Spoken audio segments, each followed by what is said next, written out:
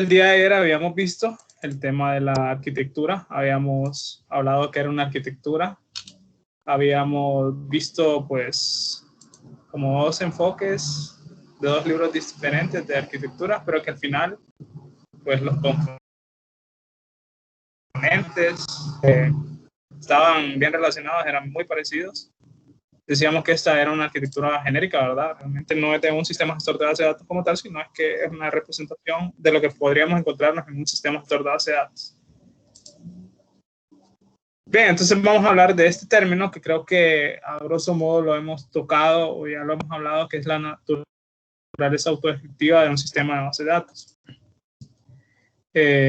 Los leo y lo vamos a ahondar, ¿verdad? Una característica fundamental, ojo, característica, ¿verdad?, de la metodología de base de datos es que el sistema de base de datos no solo contiene la propia base de datos, sino también una completa definición o descripción de la estructura de base de datos y sus restricciones. A ver, este tema ya lo habíamos abordado y habíamos hablado de que básicamente tenemos dos partes de la base de datos. Una parte que era el almacenamiento de los datos en sí, y otra parte que me almacenaba la metadata, ¿verdad?, que era la definición, la estructura de la base de datos que me va a servir para almacenar los datos luego, ¿verdad? Entonces, ¿dónde se encontraba almacenado? Pues al final se tiene que almacenar en otra base de datos que contenga la estructura de mi base de datos como tal. Y eso nosotros le llamamos metadatos y estaba en un diccionario de datos. Entonces ustedes van a ver que esto les decía que en MySQL, Oracle, en cualquier gestor de base de datos, van a encontrar una tablita por ahí que les va a decir los campos de la tabla, cuáles son sus tipos de datos, cuáles restricciones tienen, ya sean de llaves primarias. Llave primaria, para que no se pierdan, es básicamente una restricción que me dice, hey, un registro solo puede tener un valor único que es el identificador de mi registro como tal. Entiéndase registro, si hablamos de esto, como imagínense una tabla, imagínense las filas y cada fila tiene un ID, ¿verdad? Entonces, o como una lista de estudiantes. Una lista de estudiantes, ustedes saben que tienen un número correlativo y yo digo el número 30, pues me identifica una persona. El número 27 me identifica otra persona, pero el número 27 está asignado solamente a esa persona, ¿verdad? Entonces, eso al final se le conoce como una restricción de llave primaria. Restricciones en un modelo de base de datos, en una base de datos hay varias, ¿verdad? Pero todas esas restricciones se deben de almacenar en una parte de la base de datos. Entonces, como les decía, por ahí en MySQL, en Oracle, en SQL Server, pues se van a encontrar una tabla que contiene esa información. Entonces, esa es la característica fundamental de la metodología.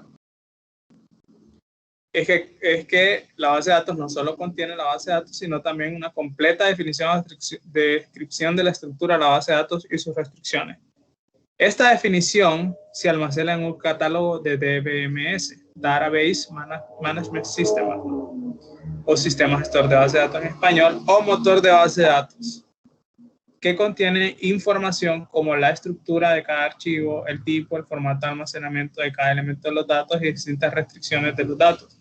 La información almacenada en el catálogo se denomina metadatos, ya mucho de los que hablamos. Y describe la estructura de la base de datos principal. El diseñador de la base de datos especifica estas definiciones antes de crear la base de datos y se almacena en el catálogo. ¿Qué quiere decir esto? Yo me voy a presentar un problema en donde voy a utilizar una base de datos relacionales. Recuerden que tenemos dos tipos acá, ¿verdad? Relacionales y no relacionales. Las que estudiamos nosotros son las relacionales. Entonces, cuando le dicen diseñador a alguien, o otro término que se utiliza bastante es arquitecto, es que básicamente él crea la estructura en donde me va a decir, yo voy a tener esta entidad o esta tabla que me va a almacenar los empleados, y esta tabla va a tener la siguiente estructura. Va a decir, hey, yo ocupo un número de empleados, yo ocupo un nombre, yo ocupo una fecha de nacimiento. El número de empleado va a contener números y letras, el nombre van a ser letras, ¿cuál fue el otro que dije? La fecha de nacimiento va a ser una fecha, ¿verdad? El nombre, pues, va a tener una longitud, digamos, de máxima de 50 caracteres.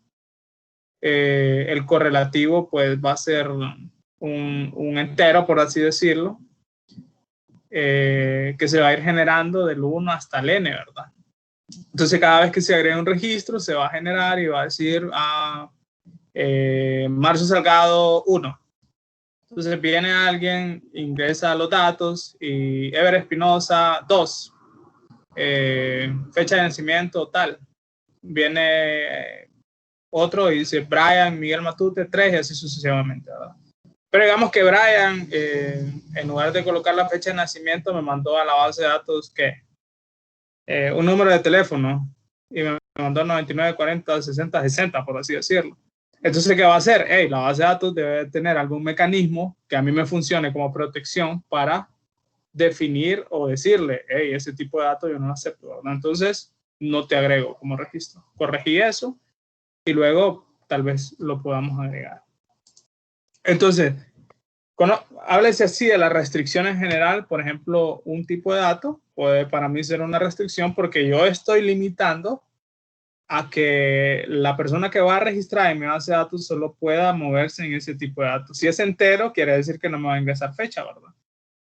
Si es del tipo string o del tipo cadenas de caracteres, quiere decir que si yo definí como tipo entero, no va a poder meter cadena de caracteres ahí, ¿verdad?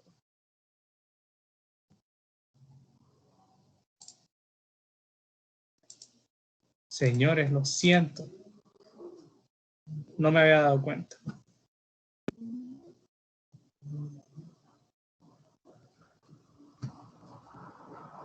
Bien, algo de lo que estábamos hablando básicamente es que recuerdan la arquitectura, todo esto es el sistema gestor, perdón, todo esto es el sistema gestor de base de datos y en este caso sería esta parte. Entonces en algún espacio de la base de datos y vamos a tener los datos y vamos a tener un espacio donde almacenábamos esa estructura que se conocía como diccionario de datos, ¿verdad? Igual acá, definición de la base de datos, metadatos y la base de datos como tal. Creo que ahí, me imagino que esta imagen ya la tienen muy presente.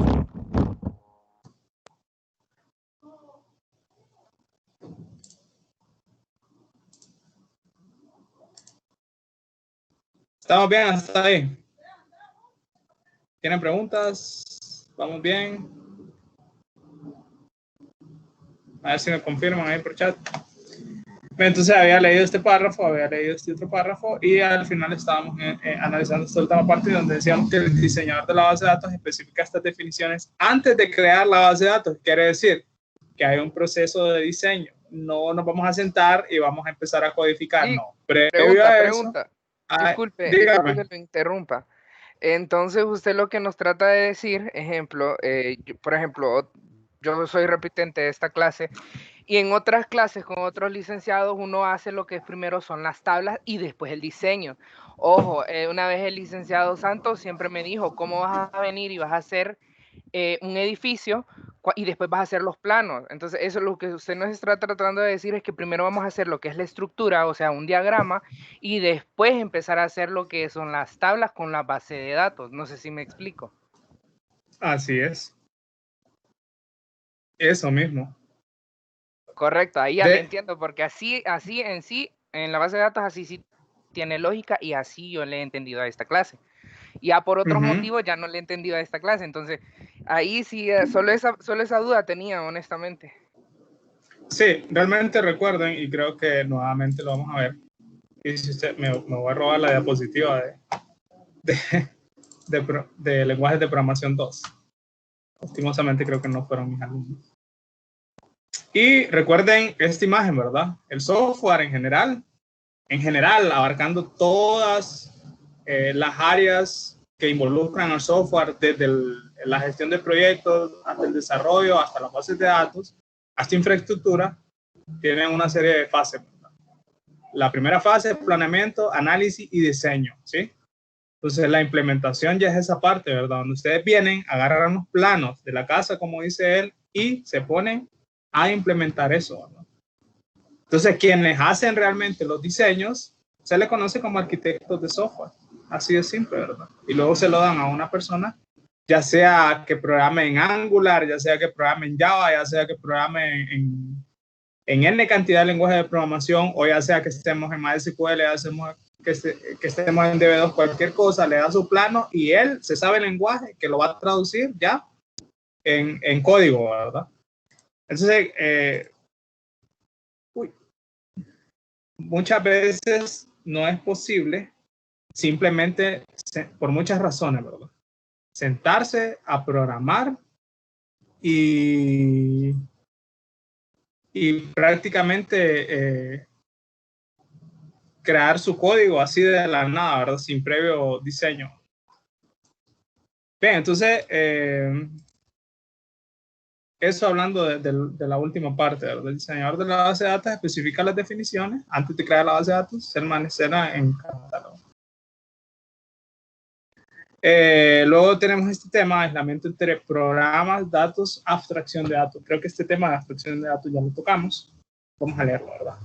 La estructura de los archivos de los datos se almacenan en el catálogo del DBMS, independientemente de los programas de acceso. Llamaremos a esta propiedad independencia programa datos. Todas aquellas bases de datos que nosotros creamos un diseño, lo implementamos, lo codificamos y van a haber muchas aplicaciones externas, llámese aplicaciones web, aplicaciones de escritorio, aplicaciones móviles, aplicaciones de consola, aplicaciones de web service. Todas que ustedes se imaginan se pueden conectar a mi base de datos y consumir mis datos. ¿A través de qué? A través de aquellas interfaces que el motor de base de datos exponga.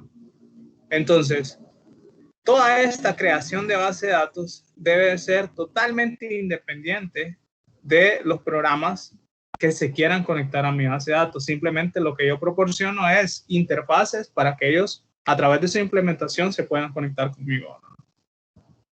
A esta propiedad es la que se le conoce como la independencia programa-datos. Una operación, también denominada función o método, se puede especificar de dos formas. La interfaz, creo que esto de la interfaz, no sé si ustedes se saben la definición que es, ¿verdad? En programación. Me escriben ahí, por favor, en el chat, porque es muy importante que sepan esta definición y no confundirla con la interfaz gráfica, ¿verdad? Es un tipo de interfaz. La interfaz o firma, recuerden el interfaz como un contrato, de una operación incluye el nombre de la operación y los tipos de datos de sus argumentos o parámetros. La implementación o método de la operación se especifica separadamente y puede modificarse sin que la interfaz se vea afectada. Las aplicaciones de usuarios pueden operar sobre los datos invocando estas operaciones por nombres y argumentos, independientemente de cómo estén implementadas las operaciones. Esto puede recibir el nombre de independencia, programa o operación. La característica que permite la independencia programa datos y la independencia programa operación se denomina abstracción de datos, que es un término, pues, que es un término, este término de abstracción de datos simplemente es básicamente agrupar un conjunto de operaciones lógicamente coherentes y que las demás personas la puedan consumir, ¿verdad? Al final, el tema de abstracción es todos aquellos elementos fundamentales de un objeto. Todos aquellos elementos que realmente a mí me interesan. O la parte en donde una realidad nosotros la percibimos y es compleja y la convertimos en una más simple con sus atributos y métodos fundamentales. Eso se refiere en términos generales de la abstracción, ¿verdad? Es como, por ejemplo, ustedes, el típico ejemplo de abstracción, ustedes van en un carro, ustedes saben que tiene una palanca para hacer cambios, el volante para girar y también tienen unos pedales, ¿verdad? Para acelerar y para frenar, en caso de que sea automático. Entonces, a ustedes realmente no les interesa todo el funcionamiento que hace el motor o el engranaje o la transmisión cuando realiza un cambio, cuando frena, pero ustedes no saben cómo es ese funcionamiento, es transparente para ustedes, ¿verdad? Sin embargo, todo ese funcionamiento está, por decirlo así, está encapsulado para que ustedes solamente utilicen aquellas funciones que son externas al usuario o que las estoy exponiendo al usuario, ¿verdad? Entonces ustedes lo único que hacen es frenar y acelerar, ¿verdad? A ustedes no les importa el otro funcionamiento, ¿verdad? Entonces lo mismo pasa acá. A ustedes no les interesa realmente cómo una función realiza ciertas operaciones. Ustedes simplemente la mandan a llamar y él sabe cómo hacer las cosas, ¿verdad?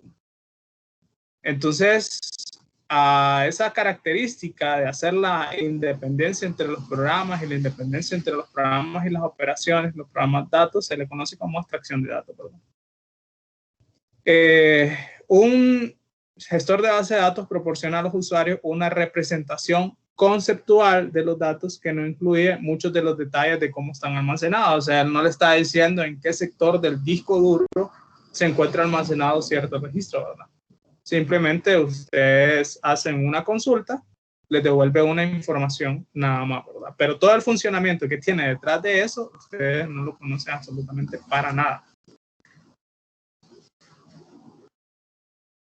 Que no incluye mucho de los detalles de cómo están almacenados los datos o de cómo están implementadas las operaciones, ¿verdad? Al final ustedes en la base de datos van a ver que hay muchos comandos.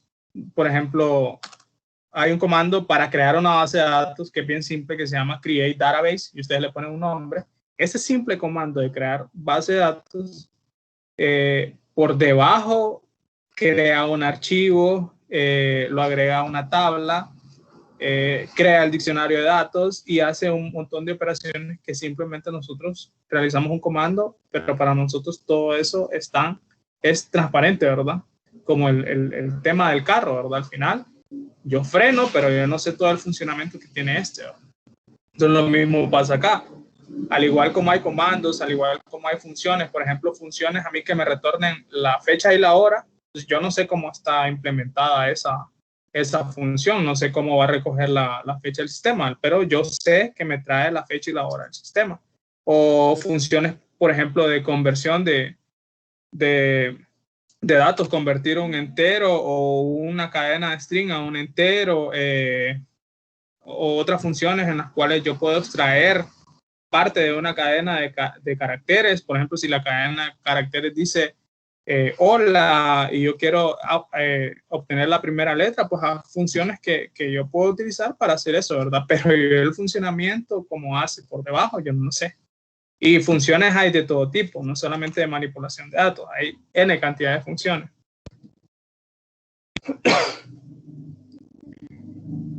El modelo de datos utiliza conceptos lógicos como objetos, sus propiedades y relaciones, lo que para la mayoría de los usuarios es más fácil de entender que los conceptos de almacenamiento en el computador. O sea, es más fácil que ustedes comprendan y yo les diga, hey, tenemos una entidad empleado, y ustedes me puedan decir conceptualmente que es un empleado, o tenemos una entidad que se llama contrato. Conceptualmente ustedes saben qué son esas cosas. Pero si yo vengo y les digo, hey, en el espacio de memoria del registro de la locación de memoria 5, por ejemplo, se encuentra almacenado un registro que pertenece a este hexadecimal y que no sé qué. Entonces ahí entra una parte compleja que nuestro cerebro no sabe cómo manejarlo, ¿verdad? Nosotros no nos movemos en ese ambiente. Entonces nosotros, ¿qué es lo que hacemos? Utilizamos conceptos lógicos, ¿verdad? O sea, tratamos de utilizar métodos o modelos que básicamente emulen nuestra forma de pensar y con eso nosotros poder plasmar un problema, ¿verdad? Y es acá donde vienen los modelos que vamos a estudiar. El que utilizamos nosotros es el modelo de entidad de relación. que básicamente es una serie de conceptos que aplicamos para analizar una realidad, ¿verdad? Pero al final de esto, nosotros, ¿cuál va a ser el insumo que saquemos? Al final va a ser un modelo de entidad de relación, va a ser un diagrama que va a ser fácil de percibir para nosotros que lo que puede ser el lugar de almacenamiento donde están esas tablas, ¿verdad? Que al final vamos a implementar. Entonces, el modelo de datos utiliza conceptos lógicos como objetos, sus propiedades, sus relaciones, lo que la mayoría de los usuarios es más fácil de entender que los conceptos de almacenamiento del computador. Por ello, el modelo de datos oculta los detalles de almacenamiento y de la implementación que no resultan interesantes a la mayoría de los usuarios. Esta es la facilidad que nos da los motores de base de datos, ¿verdad? Al final, ellos nos ofrecen una forma en que nosotros podamos crear nuestros diseños, podamos implementar nuestros diseños sin importar o sin preocuparnos de detalles de almacenamiento. Bien, y aquí es donde entramos ya al tema de qué es un modelo de datos. A mí realmente me gusta explicar esto analizando la palabra modelos y analizando básicamente cómo nos comportamos los seres humanos. Ya anteriormente creo que lo he mencionado, pero un modelo es una representación sencilla de una realidad que es compleja. Y pues al final nosotros lo que hacemos es agarrar las características fundamentales de lo que queremos analizar, ¿verdad? Y todas aquellas cosas que no nos interesan, pues las descartamos. Entonces lo mismo pasa con los modelos de datos. Nosotros vamos a tener un problema, vamos a tener un minimundo que puedan observar ahí que representa un problema que es abstracto. Entonces, ¿qué vamos a hacer nosotros? Nosotros vamos a venir y vamos a tomar todas aquellas características que son fundamentales y que a mí me interesan del problema. Entonces, espero que haya quedado un poquito claro esa palabra de modelo. Y para esto del modelo, nosotros, pues en distintas áreas del conocimiento, nosotros utilizamos modelos. Utilizamos modelos matemáticos, utilizamos modelos físicos si queremos representar la fuerza de un objeto, la trayectoria de un objeto, la velocidad de un objeto, pues tienen una fórmula ahí que les puede decir cómo se va a comportar cierto objeto, ¿verdad? Bajo ciertas circunstancias. Entonces, ese es un modelo. Representa toda la realidad, esa fórmula matemática de lo que realmente está sucediendo cuando uno lanza una pelota. No, porque hay cuestiones de viento, aire, peso, tal vez representa la forma de la pelota, etcétera, etcétera. Pero realmente a mí me interesan todos esos detalles. Muchas veces no, ¿verdad? Hay modelos estadísticos que nos pueden decir las tendencias de las cosas, pero no decirnos la realidad completa como es, ¿verdad? Por ejemplo, podemos ver ahí que en la actualidad, con el tema del COVID, pues hay un modelo que básicamente es un modelo así que va en crecimiento y luego decrece, ¿verdad? ¿Representa realmente la realidad compleja de todo eso? Tal vez en cierta manera no, pero sí representa toda la generalidad que a nosotros nos interesa, ¿verdad? Bien, dicho sea de paso, entonces nosotros tenemos modelos socioeconómicos también, modelos económicos, modelos capitalistas, modelos socialistas, comunistas, etcétera, etcétera, y que básicamente representan una realidad, ¿verdad? Y entonces también nosotros en el área de conocimiento de base de datos, nosotros tenemos modelos de datos, que son básicamente la representación de una realidad desde una perspectiva específica, ¿verdad? Porque cada modelo tiene sus conceptos y, por ejemplo, el modelo de entidad-relación tiene sus conceptos de entidad, relación y atributo y nos dice qué son y nos dice y nos da las pautas de cómo analizarlo, ¿verdad?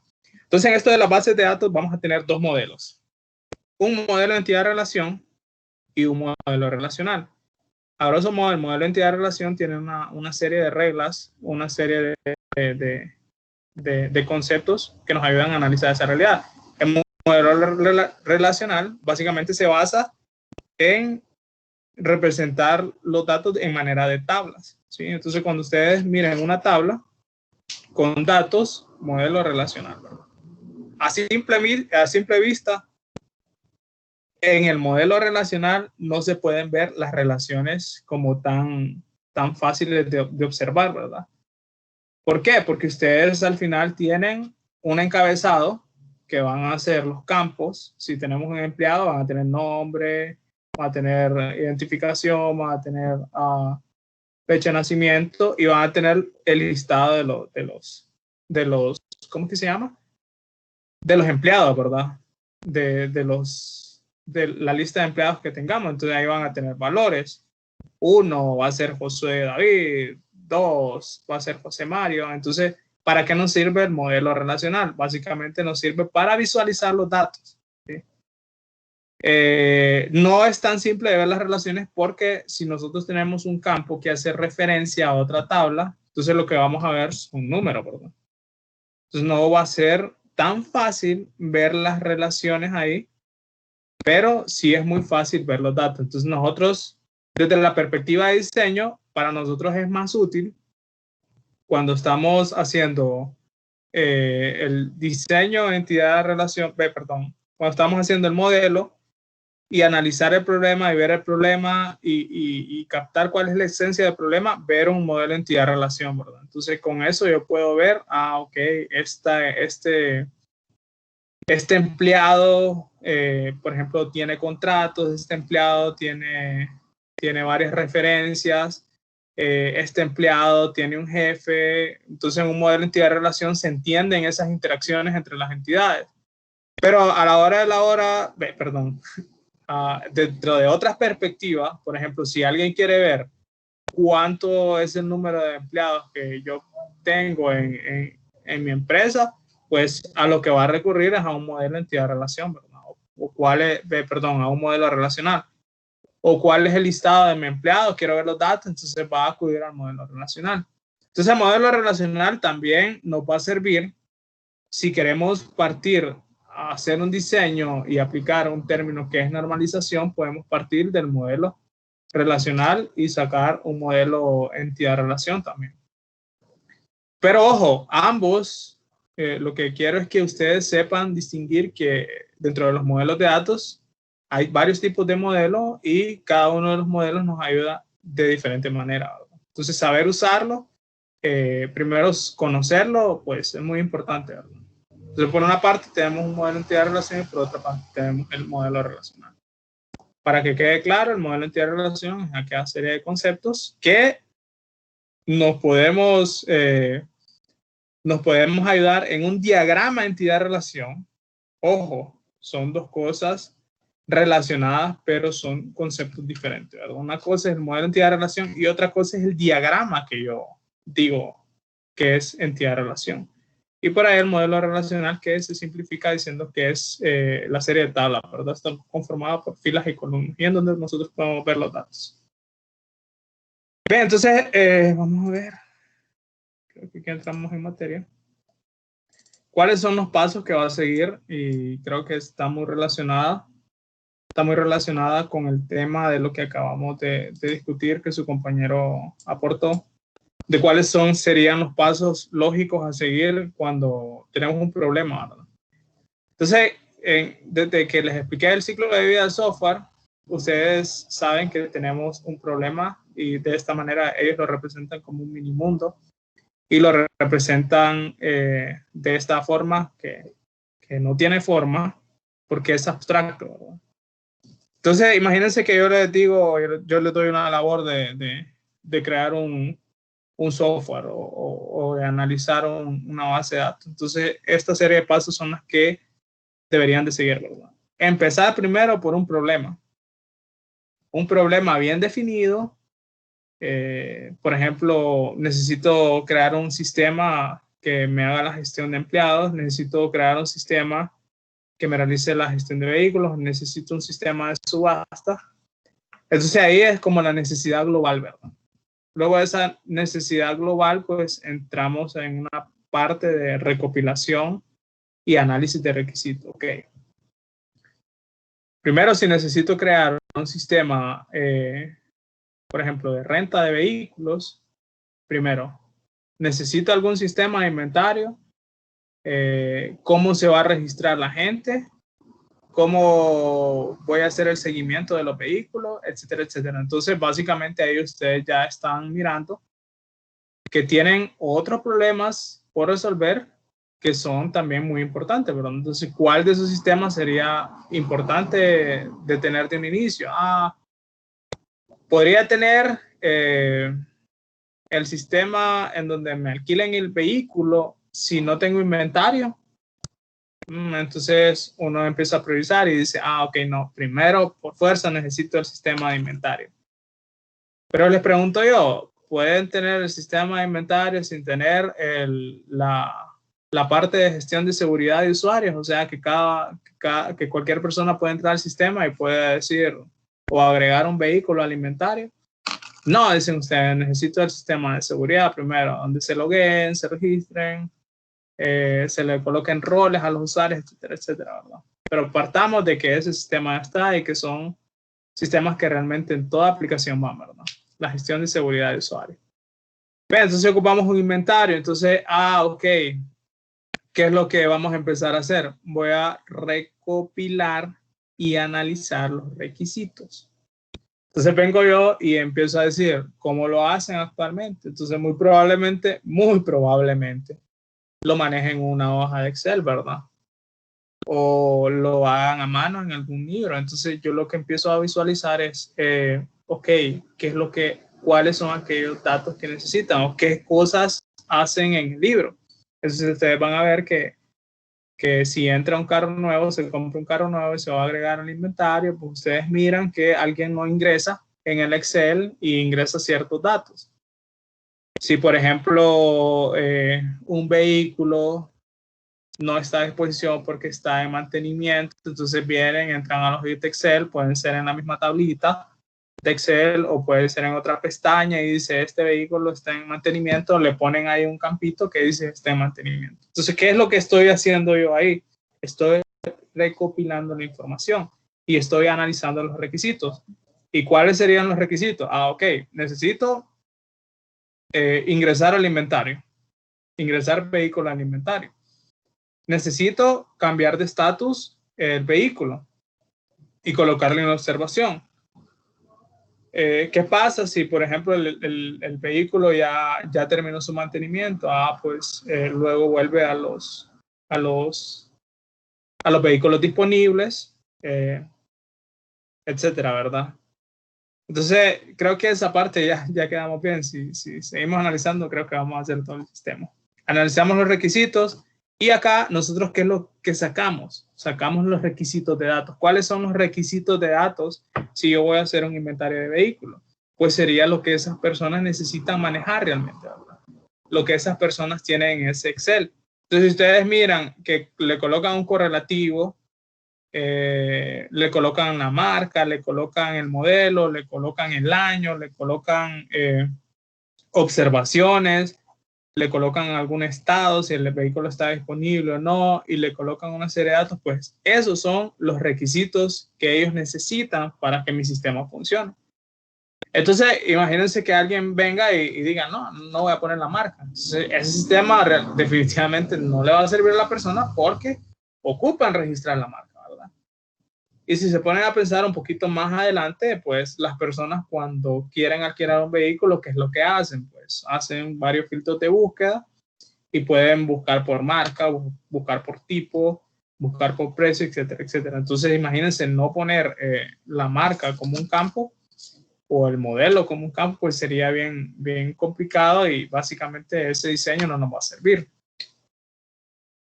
Luego, de acá, de sacar todos los requisitos de datos en donde yo recolecté todos esos Excel, recolecté tal vez algún formulario que llena el cliente a mano. Entonces de ahí saco los requisitos de datos. Entonces esos datos, esos formularios que yo tengo, esos documentos que yo tengo de datos, a mí me van a servir para empezar a hacer el modelo que va a soportar la información que los usuarios me van a ingresar o me van a consultar.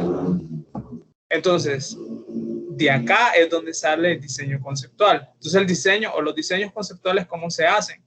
Básicamente es teniendo un modelo que nosotros estudiamos, en este caso modelo entidad-relación, me guío de los conceptos y empiezo a hacer mi modelado, ¿no? Entonces me empiezo a hacer un diagramita entidad-relación. Esto del diseño conceptual no solamente se aplica en las bases de datos, esto también se aplica en el desarrollo. ¿Por qué? Porque por otra parte nosotros podemos hacer un diseño o un diagrama de clase con un modelo de clase, ¿verdad? O un análisis orientado a objetos. Por ahí imagínense también que si están en el tema de inteligencia de negocios o BI o el data warehouse, por ahí pueden hacer diseños, ya sea, a lo que quiero llegar es que también tienen sus modelos, ¿verdad? Y entre los modelos que tienen, podría ser un copo de nieve o un modelo estrella, ¿verdad? El tema acá es que el diseño conceptual en todas las áreas del desarrollo se hace a través de modelos. En nuestro caso específico, que estamos en base de datos, pues es un modelo entidad-relación por el cual nos vamos a guiar, ¿verdad? Entonces, luego pasamos a un esquema conceptual, que es el boceto, ¿verdad? Es el diagrama entidad-relación que vamos a tener en un modelo de datos de alto nivel. Siempre que escuchen esta palabra de alto nivel, lo que significa es que no ven los pormenores de la implementación como tal. Simplemente lo que quieren dar a demostrar es básicamente cómo va a ser el funcionamiento del sistema o cómo va a estar estructurado mi sistema como tal, ¿verdad? Yo no quiero saber, por ejemplo, cuál va a ser la programación que va a haber detrás de una tabla, por ejemplo, o el código que va a haber de una tabla. A mí no me interesa. A mí me interesa ver el diseño que va a tener mi base de datos, ¿verdad? Para soportar las necesidades del negocio. Bien, luego de que tenemos el diseño conceptual, que era lo que hablaba su compañero, primero diseño, luego me siento a programar, vamos a venir y vamos a crear un diseño lógico mapeado del modelo de datos. Entonces, ¿qué es lo que vamos a hacer? Venimos nosotros y ya codificamos, ¿verdad? Ese modelo que nosotros tenemos. Entonces, ¿qué es lo que hacemos? Ok, en mi modelo entidad-relación o en mi diagrama entidad-relación yo tenía algo que se llamaba empleados. Vengo yo, me siento frente a la máquina y empiezo a escribir el código para crear esa tabla de empleados, ¿verdad? O esa entidad de empleados. Entonces, luego de acá pasa a la siguiente etapa, que va a ser el diseño físico. El diseño físico es donde físicamente va a estar esa base de datos, en qué lugar de disco duro, en qué servidor va a estar esa base de datos. Ese es el diseño físico, ¿verdad? Luego tiene su esquema interno y pues surge o sigue la implementación de la transacción como tal. Bien, si se fijaron, aquí pues luego se despliega una flecha en donde se va a los requisitos funcionales, habla de análisis funcional, especificación de transacción de alto nivel, y acá, si ustedes se fijan, hay una línea divisoria, ¿verdad? En donde dice que es independiente del DBMS. Toda esta etapa de la recolección de datos hasta el diseño como tal, no me interesa a mí si yo lo voy a poner en Oracle, si lo voy a poner en SQL Server, no me interesa a mí el repositorio donde lo voy a hacer. O si lo voy a colocar en archivos planos, a mí no me interesa. A mí me interesa tener los esquemas, perdón, tener los diseños, tener los planos de la casa. Y luego, cuando ya pase esa barrera de colocarlo en un motor de base de datos, ahí sí ya es específico del motor de base de datos como tal. ¿Cuál va a ser el diseño físico que me implemente, o dónde guarda los datos, o en qué servidor guarda los datos, o cómo guarda los datos o los archivos, Oracle o SQL Server? Pues ahí es específico de ese motor de base de datos. Tal vez por ahí SQL Server lo guarda con una extensión en una ruta dada, por ahí Oracle lo puede guardar en otra ruta con alguna otra extensión, etcétera, ¿verdad? Y luego, pues, esa sería como básicamente la ruta que vamos a seguir cuando nosotros vamos a hacer una base de datos en general, ¿verdad? No sé si tienen preguntas hasta este punto, si todo quedó claro.